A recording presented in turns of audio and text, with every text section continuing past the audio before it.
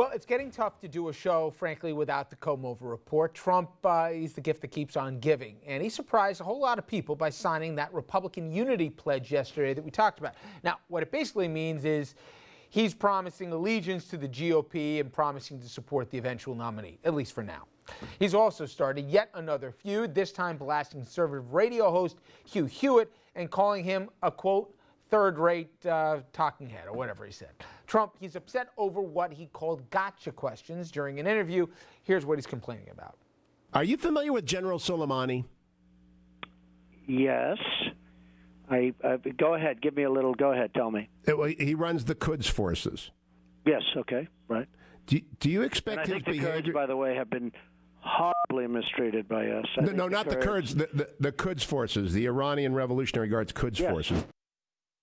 Okay, and it went on here, and he got some heat for it, but that's not all, because one controversy I should say for Trump is never enough in a given news cycle. Remember when he went against the grain of the GOP and he actually talked about hiking taxes?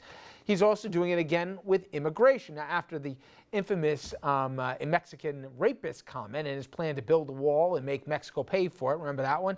Now he's open to accepting Syrian refugees because he says that situation is so horrible. I got to admit, Scott, I don't know if there's a method to the madness. I know Dominic says there is, and maybe he's right, but I can't figure this guy out. You know, he says he's going to have the hedge fund guys pay a higher tax rate. He says he's going to make it, he won't use the word tariffs, but make it punitive if folks want to ship jobs overseas, American corporations. And now he's saying that we should at least have some open door policy to some of the refugees abroad, which has certainly countered a lot of other folks in the field.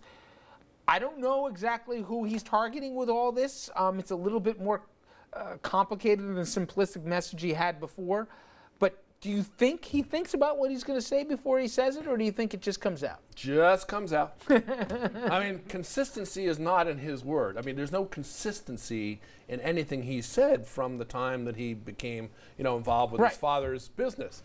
But I think what he does is he watches the news a lot, and he watches the polls, and he saw that horrific picture of that baby on a beach, and he decided that this was going to be something. So I don't think he has a clue about what's happening in Syria and the severity of those poor folks trying to get out. And people are mad about the Mexican border, so he pops on that. But there's no policy-driven consistency. But it's working. And I guess my question, Andrew, is, okay, he says, I'm going after Joe Sixpack, and I'm going to, I'll take the estimated number, 10, 11, I'm going to triple it, make him 30-something million. I'll make them all immigrants, all from Mexico. It doesn't matter. The facts be damned. I'm going to pick a fight with Megyn Kelly, the high priestess on the conservative TV. Somehow that works out for him. And it goes all over the place here. But then he's going after the hedge fund guys. Now all of a sudden he says we should be a country with a conscience here as it goes to that. I just don't know the demo he's trying to figure out. Or maybe Scott's right that he doesn't know either. Every time I say I'm wrong, Dom says, look at the polls, and they keep going up. So maybe he does know what he's doing, but I just don't know who the target voter is. Scott was looking for policy consistency out of Donald Trump, and God help you, let us know if and when you find it. The two things that are consistent throughout everything that Trump does, anger at bungled government or frustrated government. So he feeds people's anger. And he watches and reads the polls because he spouts them at every public appearance. I'm ahead in this poll, I'm ahead in this poll, this guy's down at 2%. So clearly he thinks he has a bead on what people are saying or what's popular with them, what moves the needle.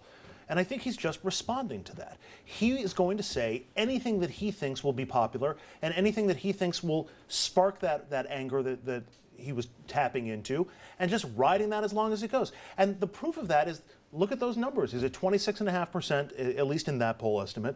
And he's saying things that are contrary to the Republican Party agenda, the Republican Party line, because the voters aren't listening to what he's saying. They're watching how he's saying it. The anger and the guff and the public positioning and the insults back and forth. And you know what, Dom?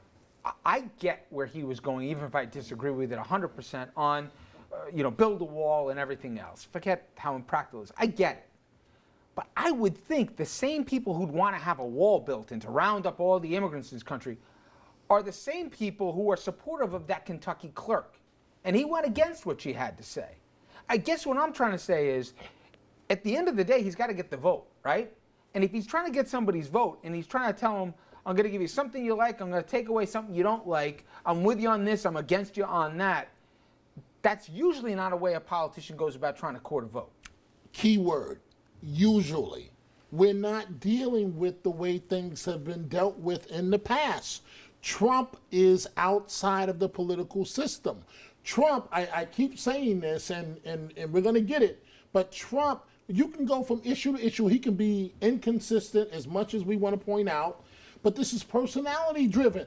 This is the base, the Republican base. They love his personality. In your face. So what? I don't know the answer to the question. He's proud of it. You know, I have a relationship with him, and a personal and professional. I've known him for a long time. And I watched some of these interviews. Now, that was a dumb got you question that should have never been asked. Richard, you have to understand, I know you know this. Every person that gets to interview Donald Trump, every journalist is saying, ka-ching, this is my chance to be national. So if I can ask this guy some question that he doesn't know the answer to, I'm the next Anderson Cooper. And I pray he insults me after the interview. And I pray that he insults me like Megyn Kelly, or whatever her name is on Fox. So this is personality driven. His numbers are going to keep going up because when his security guy gets into a tussle with a Mexican American, Ramos, yeah, numbers go up.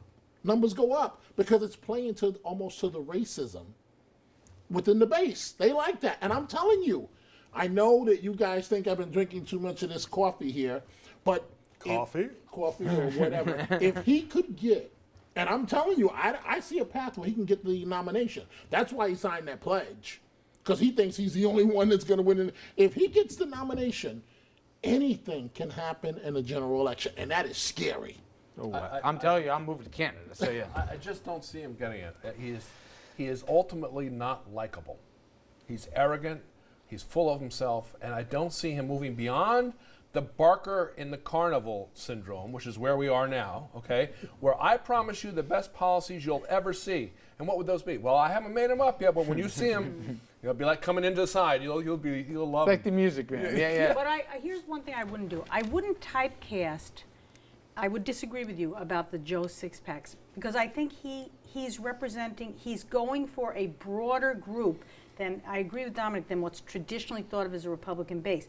There is a tremendous sense of anger and hostility, coupled with some racism, frankly. Especially after Obama. Yes, in a very broad spectrum of people.